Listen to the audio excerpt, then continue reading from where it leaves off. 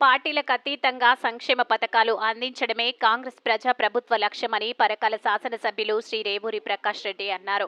శనివారం హనుమకొండ జిల్లా పరకాల పట్టణంలోని ఎమ్మెల్యే క్యాంప్ కార్యాలయంలో నియోజకవర్గంలోని 148 మంది అర్హులైన లబ్ధిదారులకు కళ్యాణ లక్ష్మి షాదీ ముబారక్ నుండి 1,48,17,168 చెక్కులను మరియు 122 మంది లబ్ధిదారులకు సీఎంఆర్ఎఫ్ 36,55,000 విలువ గల చెక్కులను ఎమ్మెల్యే శ్రీ రేవూరి ప్రకాష్ రెడ్డి పంపిణీ చేశారు.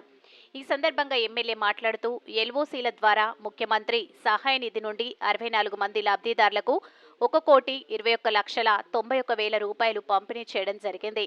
కళ్యాణ లక్ష్మి షాదీ ముబారక్ ద్వారా 1,483 మంది లబ్ధిదారులకు 14,84,72,028 రూపాయల చెక్కులను పంపిణీ చేయడం జరిగింది.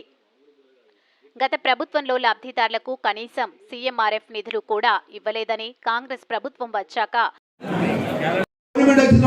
నెల 2 నెలలు కూడా లేరు సర్పంచులు. ఈ గవర్నమెంట్ ఎట్లా బాధ్యత అవుతుంది మీరే ఆలోచించండి. అంటే పాము కదా తన పిల్లల్ని తను తిన్నట్టుగా తనకు నాయకులనే పనులు చేయమని చెప్పి వాళ్ళ నిలువెల్ల ముంచింది టిఆర్ఎస్ గవర్నమెంట్, చంద్రశేఖర్ కుటుంబం. వాళ్ళు ఇప్పుడు మా మీద రాయబడేస్తున్నారు కనుక దయచేసి మీరు అర్థం చేసుకోండి. అది కాదండి మన ఇంట్లో చూస్తున్నాము ఆయన సంపాదించింది అమ్మి పెట్టిల్లా మన సొమ్ము తిని ఇవాళ వాళ్ళు ఇవి ఇక్కడ పొరపాటు జరిగిందంటే రా అంటే నేను రానని పోయి కోర్టుకు పోయి కోర్టు నుండి తప్పుడు సాక్ష్యాలతోటి తప్పుడు మాటలతోటి తప్పించుకోవాలని తిరుగుతున్నారు.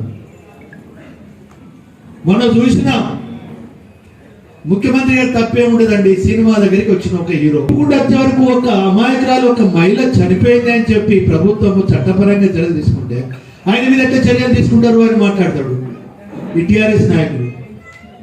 ఇదెక్కడ న్యాయం అండి? చట్టం తన పని తను చేయాలా వద్దా?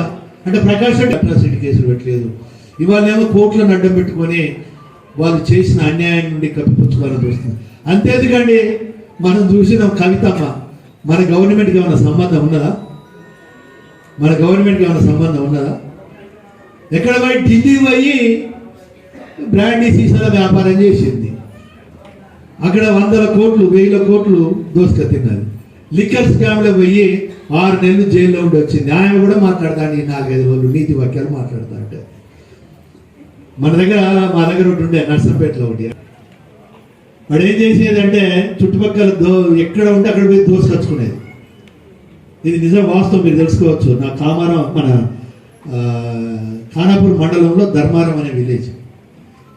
వాడు ఏం చేసేది ఊళ్ళే ఉన్న ఊరు కదా అందరితో మంచిగా అనిపించుకొని వాళ్ళ కింద పంచి పెట్టుకుంటూ పోయేది. బయట దోసుకొచ్చి వాడు తెచ్చిన తర్వాత నట ఆ ఊరు వాళ్ళు ధర్మారం అని చెప్పి ఊరు పేరు పెట్టుకున్నారట. అట్లున్నది ఇది మొత్తం రాష్ట్రాన్ని దోసుకు తిని ఇప్పుడు ఏం చేస్తాను పెట్టుబడి పెట్టి ఉద్యమాలు చేసి అని అంటే కళ్యాణ లక్ష్మి పాప వాళ్ళు గరీబ్ కాదు, బిడ్డకు పెళ్లి చేసుకున్నారు. నేను మొదటిసారి నెల వచ్చినప్పుడు కన్యాలక్ష్మి పట్టుకొస్తే నేను అడిగాను, అమ్మ మీరు ఎప్పుడు ఇచ్చిండ్రు అని అన్నా. 1.5 సంవత్సరం 2 సంవత్సరాలు అవుతాను. ఏమన్నా మనవరాలు వచ్చిందంటే అబ్బా మనవరాలు వచ్చింది